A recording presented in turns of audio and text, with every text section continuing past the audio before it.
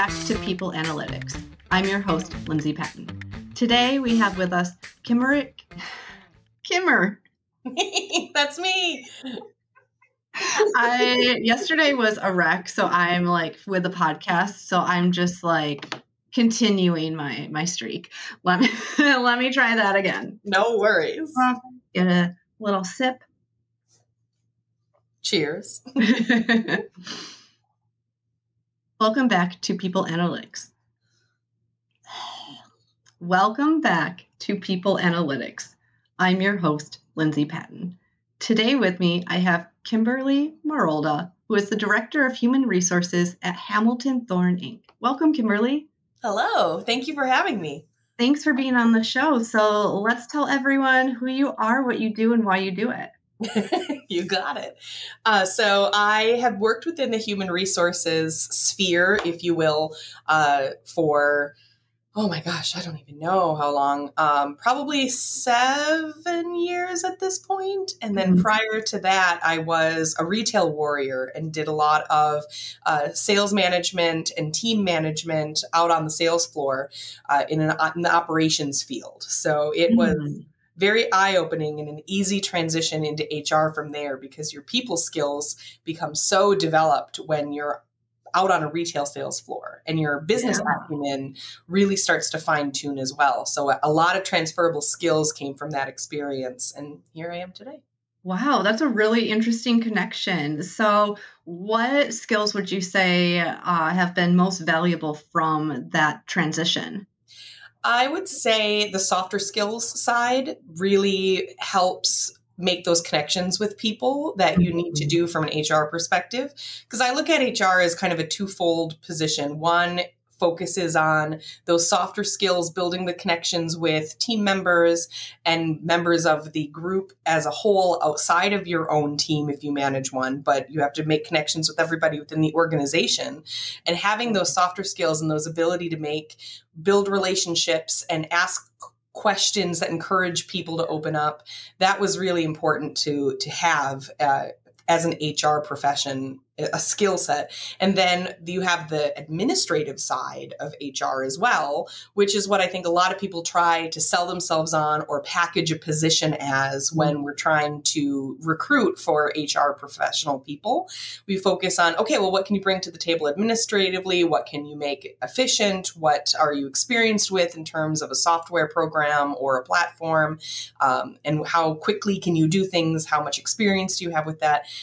But for me, it's completely twofold. And I find and have found in my career that most of the administrative work seems to be kind of like the bulk of somebody's job description. But from an HR perspective, at least for me, the bulk of my actual work is more of engaging with people and listening to them and working through employee relations, working through personal development plans, making sort of, leave plans if anybody has issues that are happening that need to take them away from the workforce for a while, and being a support system for them in that regard, and focusing more on the ooey gooey culture building stuff. Ooey gooey. Explain ooey gooey to me. So I like to think of the feelings aspect of getting to know your team and getting to try to understand what those subconscious motivators are that encourage behavior patterns or reactions or defensiveness, really trying to dive in to say, what's actually the root cause of this? Is it something that the company is doing or not doing? Is it something that lies deep within you that is outside of the work field, but is setting you up to react in this certain way or to think in this certain way? Because if I can understand that, I can help work with you better and help other people work with you, and then help you also be a stronger presence here working with other people. So diving into that emotional intelligence of people and their personal aspect of their personality as opposed to their professional aspect of their personality, that's the ooey gooey. It's hard work, and not everybody is open to it. Not everybody values it.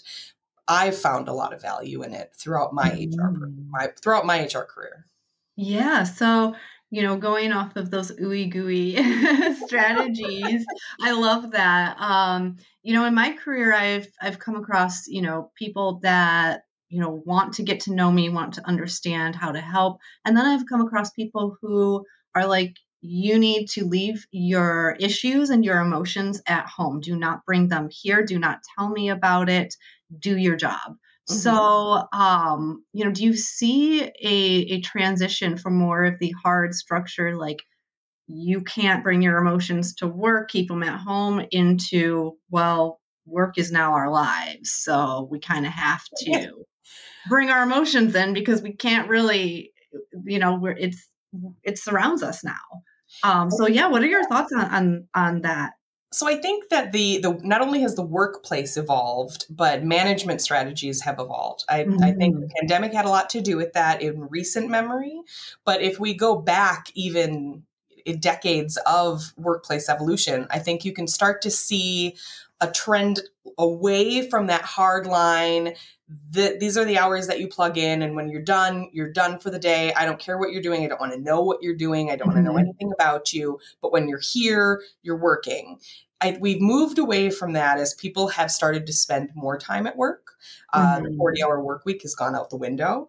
The 5 days a week for a lot of companies, to some degree, have flown out the window. I'm not saying that for our company, but as a trend, you start to see people dedicating more and more time to work. And that line gets even more blurred when you're remote, because now it's so much more easier to just like quickly log in before you get your day started, just to get a head start. Yeah. But it's quiet, or to work later, or just check in on the weekends. How's that inbox? I don't want to have 800 messages waiting for me. Yeah. And then you get trapped in and sucked in. And the next thing you know, there goes an hour, there goes 2 hours. Yeah. And those add up over time.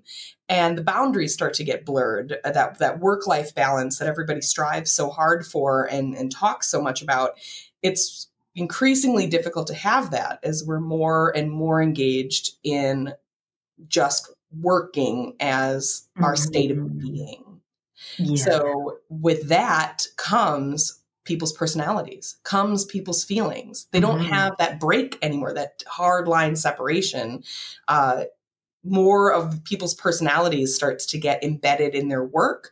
They start to want to build more connections with the people that they're working with because of the amount of time they spend with them and the amount of different types of interactions they have with them. So it's as people invest more of their time, they naturally start to invest more of themselves as well. Yeah. And just the denial that horrible things happen and people are expected to, ignore that and work, like how I think about people who are going through grief, or someone who just got a cancer diagnosis. That you can't leave that at home. Like you can't push that aside. No. And with the just general social push, the general cultural push towards acknowledging and talking about mental health and emotional well-being, that's trickled in and carried into the workforce as well, because now there are wellness programs that a lot of companies take advantage of to help support people's emotional well-being. And it's just become so much more topical to express how you feel, accepted to express how you feel. What's your opinion on something?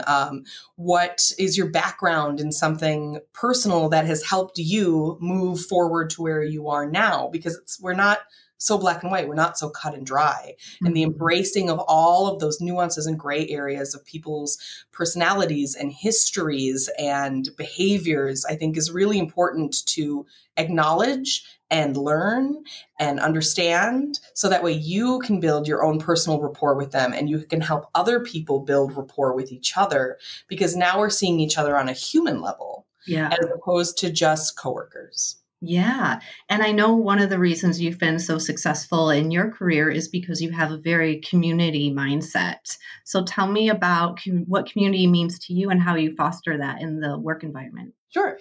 So there's that old saying that we're like a family here. And Right. I know that always used to be meant to be a draw, because family is a feel-good for most people, hopefully. Well, Right, exactly. So maybe I take that back. Everybody's got there's something, but family historically has always been, oh yes, we're here for each other. We may argue, but we come back because there's a universal love and understanding. But the reality of that means that, okay, we're family, and now that has evolved into we're a family, so therefore you're connected all the time. yeah. And you're going to just have to deal with the bad personalities because we're just, that's what happens when you're in a Yeah. family. And suddenly, for me, it's like when I hear a company being like, we're like a family here, that feels like a red flag to me because now to me, that feels like, oh, so you are going to replace my actual family.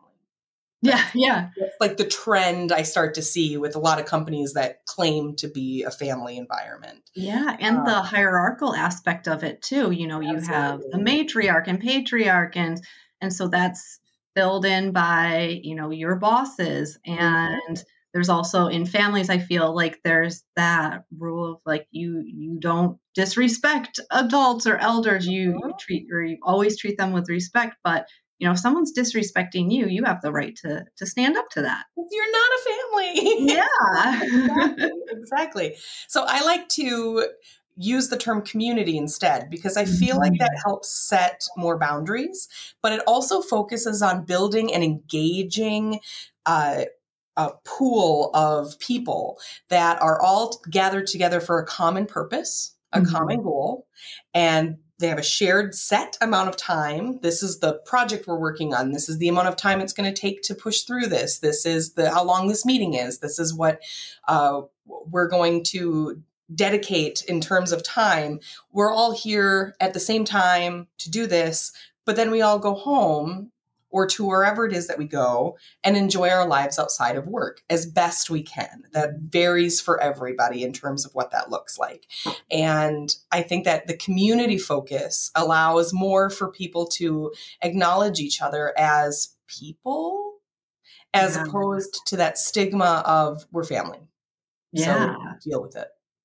Absolutely. And I know that community is so important to you in all aspects of your life as well. I mean, I'm a proud aunt, and my brother, his family, our family is nearby. And so we're just a little community of helpers for my nephew. And it's really, really amazing to see what happens when people come together, for a common cause, whether that's a child's well-being or, in the workplace. Because it feels selfless and less like work. If you're engaging in a way where you want to contribute and you want to support and you want to help and provide a foundation that people can rely on, I think that is so self-fulfilling as well. But it also helps everybody else around you realize that, oh, this is a supportive, safe space. Yeah. I know that I'm going to be able to get what I need out of this. And it's not a perfect world. It's never going to 100% always be present. There's always going to be strong personalities that don't want to, play in the playbox. But at the same time, for the most part, I found that in my experience, people have responded really well to a more community gathering approach. Like we're all here as team members, as coworkers, to push forward this bottom line. Yeah. These are the goals. It's whether it's a project with a defined end game, whether it's sales revenue, whether it's building something, there's always that focus. And here's how we're going to all participate and contribute to that. Yeah. And then we set the boundary, we go forward, and we continue to develop ourselves as people as opposed to workers. Yeah. So I know that COVID threw challenges at all of us, especially HR professionals. So I know that creating community had been challenging for you, in the virtual space, and now you're in the hybrid space, and you're trying to balance that. So how are you creating community after, everything was shaken up? Oh my gosh. So continues to be a challenge. I'm not going to lie. When you have a healthy blend of 100% remote people who are scattered throughout the country, if not the globe, very different time frames, very different schedules that you have to work around. And I think being able to connect face to face is one of the most important ways to continue to engage and to build a rapport and really get to know people. Because when we hide behind emails or even just a phone call, you don't get to see those subtle nuances of people's expressions or what's going on in their environment around them, which is always very subtle clues about their personalities and who they are. I know that a lot of people put filters up behind them. I personally don't like them, only because I'm not here to judge what your background looks like. Yeah. If you're in an office or at home, I'm not here to judge it at all, but it tells me a little bit more about who you are. And I love getting to know that. They're like silent sellers of your personality. And I think that it's really important to try to make those face-to-face connections as much as you possibly can when people are not able to actually be physically present together. Yeah, it's interesting that you bring up the background. I recently had someone on the show who's, a leader, a mother, she loves fitness.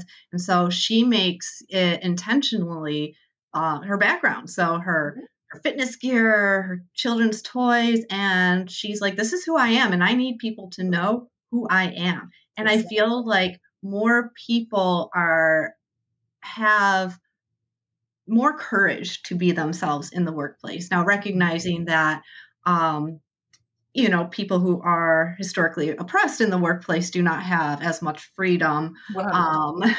So, with that noted, I feel like we are in a space where people are like, I'm not going to pretend. I'm going to show you who I am. Exactly. And I encourage that. That's how you build community. That's how you contribute, because you're more than just the work that you do.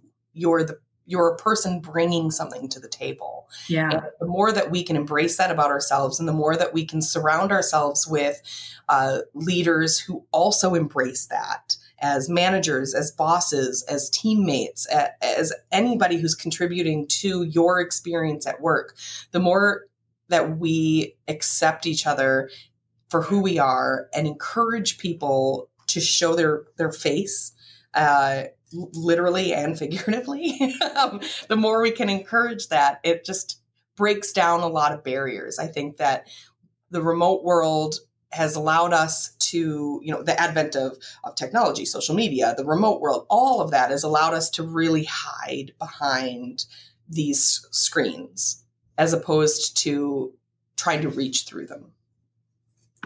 So let's talk about your office for a minute,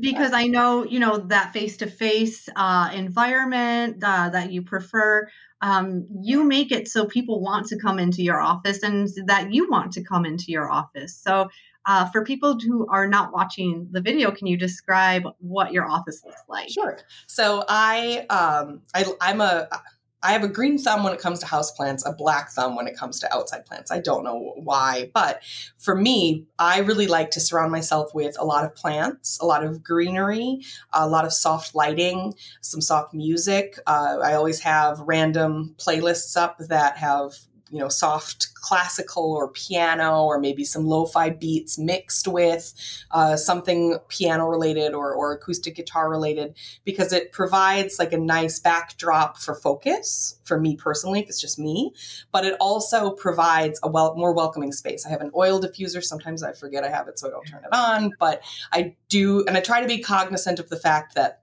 scents can trigger people. So I'm selective about when I can use it. But I try to make it as welcoming of a space as possible. I have my main desk. I have my multiple screens. I have lamps. I have a little Himalayan salt rock. I'm a little boho, but I also have, I'm afforded the luxury of enough space where I can also have a conversation table in the office.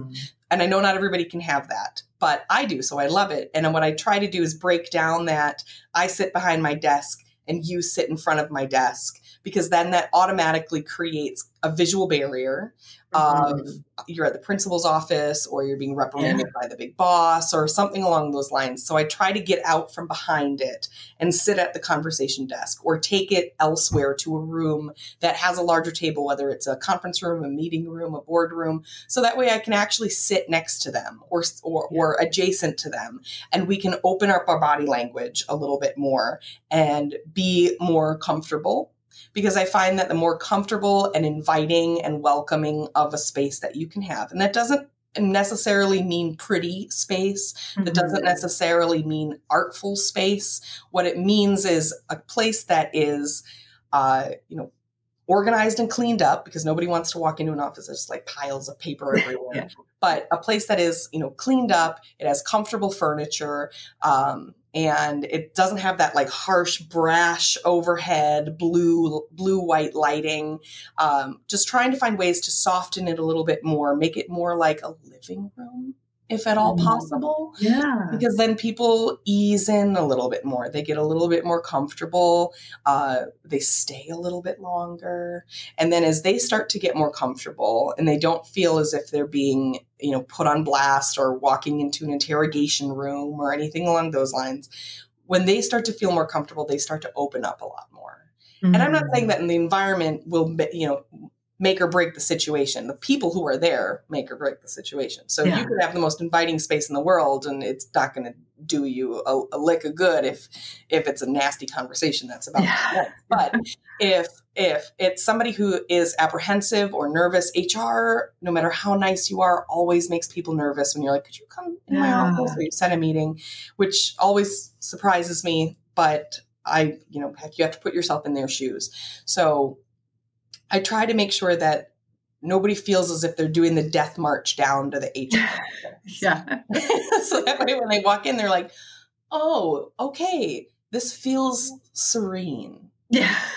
Okay, this sets the tone. All right. And then they start to slowly ease in a little bit more into conversation, letting their guard down a little bit more. And I often find that when an in-person meeting is happening in an environment where people become comfortable, the meetings last so much longer. Whereas which not necessarily always means more productive, let's be real, but they usually last a lot longer because now people find that they have a lot more to say. And you hopefully, when there's more time being spent talking and engaging with each other and opening up with each other, even if you don't have a resolution to something when people leave the room, even if you have to create follow-up sessions or you've only made just a tiny little bit of progress on a project that you're collaborating on, I find that people, the more that they tell you, the more you learn about them, the more nuggets of psychology you can pull out of them. Oh, this is how you feel about this, or this tells me a lot about who you are as a person and what your viewpoints are and what your approach to this type of activity in the workplace is, or this type of relationship building is. And it's hard to build that when you're like at a hard and fast time-stamped meeting where if you're via Zoom or Teams, you have this like box flashing that says 5 more minutes left. And you're like, oh my gosh.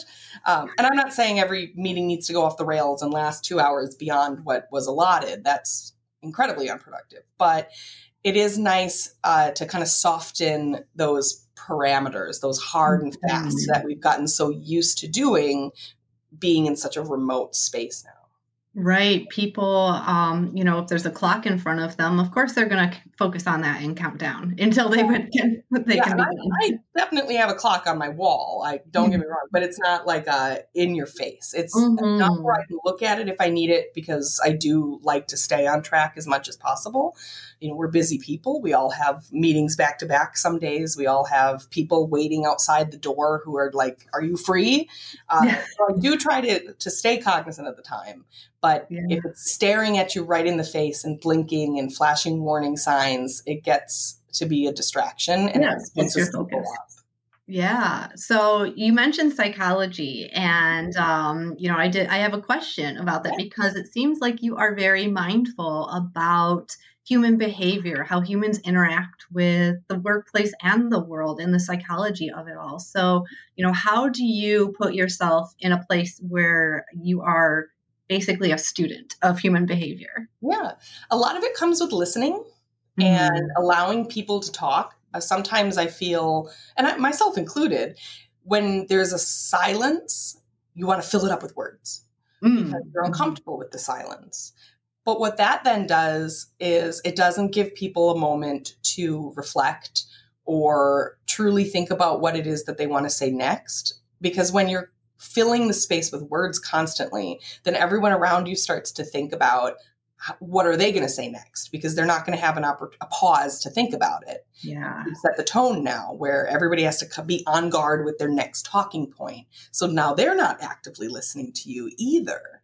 So learning about who people are and what they do and allowing moments of silence to happen in meetings allows for thoughtfulness and consideration. And I think it's really important to really understand who everybody is as a human, both not, inside the workplace, most importantly, and to some degree outside of the workplace. So you can understand a little bit more about who they are. I'm not saying go over to their house and have dinner, but, learn who are you? What's your family structure like? Or home structure? What are some of your likes and dislikes? Do you have hobbies? Learning more about them in a way that feels more engaging than just small talk. Yeah. I think allows you to better understand why people do what they do, which can then help you drive them appropriately. Okay, maybe you're not suited to lead people, and that's fine. Not everybody is. Maybe your skill set lies elsewhere in really driving project management and tasking and making sure that this is getting completed or this is put over there or what, you start to learn more about what people's strengths and weaknesses are. And it's not just with their competencies. It's about who they are and what their social skill sets are like. Because the people management aspect that I've found in my career, the people management aspect is where most managers are weak. Because they're way too focused on, no, these are the duties of the job. This is the end result that we need. And all of that's fine and good, but they're conflict avoidance. So they don't want to deal with the people management side of being like, well, if I talk to them about how this wasn't appropriate or it made me uncomfortable or is inhibiting future work, if I talk to them about that, it's going to create a conflict and then we're going to argue, and I don't want to argue. I just want to make my people happy. I hear that a lot, and that's completely valid. It's completely valid because we're human beings too. We don't want to be arguing in the workplace. No. But learning how to appropriately people manage to make sure that people are following policies and procedures, but doing it in a way where you're not like a tyrant or a dictator, micromanager, bossing everybody around. You need to be able to build a relationship with them first and foremost and learn how to communicate with them. Yeah. You can't do that if you don't know who they are. That's why I like to learn more about my people and build a connection with them, because I can then figure out more about how to make them the best that they can be, or not make them, that's the wrong word, help them. How can I help them be the best that they can be here in the work, not only for their own personal development, because there's nothing better than seeing somebody move on either up in the organization or out of the organization because they have mastered something. There's nothing better than that. And so I like to learn that so I can help people, but then also meet the business needs and help the business grow and do what we all came here to do. Yeah, it's all involved. Well, Kimberly, this has been an amazing conversation. I love your passion. I love your just desire to get deeper and really create a space where everyone feels safe and supported. So before we part, do you have anything that you would like to add that you think I missed or you would like to say? I think I would just like to encourage anybody who's listening or in the HR field or managing teams or looking to build a better relationship with an individual or anything along those lines. I think it's really important to try to put yourself in their shoes and drop your defenses and try to figure out what part do you own of this, because it's a two-way street all the time. And if you can allow a little bit of vulnerability to show through, other people sense that. If you lead by example in that way, other people hopefully will follow suit and be a little bit more vulnerable with you and open up with you a little bit more, which only helps to facilitate communication. And that is so critical in team building, in goal progression, in just hitting your goals in general.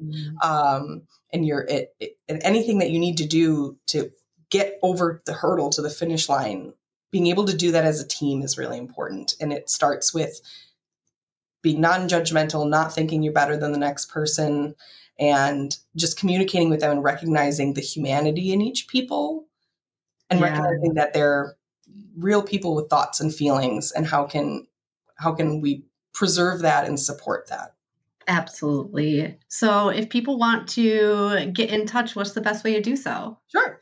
You can find me on LinkedIn. So it's just LinkedIn, then my name, Kimberly Marolda, no dots, no underscores, no numbers or anything like that. But I encourage any sort of connectivity out there in the social world. I'm happy to build a bigger network and get to know what works for everybody else. Amazing. Well, if you or anyone you know is like Kimberly who wants to create more community in the workplace, send me an email, lindsay@staffgeek.com. Thanks for listening. Thank you for listening to Staff Geek's People Analytics Podcast. I'm your host, Lindsay Patton, and I'm always looking to interview leaders who put people first. If you or someone you know lead with a people-first mindset, please email me at lindsay@staffgeek.com. That's LINDSAY@staffgeek.com. If you want to take things a step deeper and understand your organization's true culture DNA, I encourage you to take Staff Geek's free culture assessment. Just head to staffgeek.com and click the button that says Free Culture Assessment. Thanks again for listening.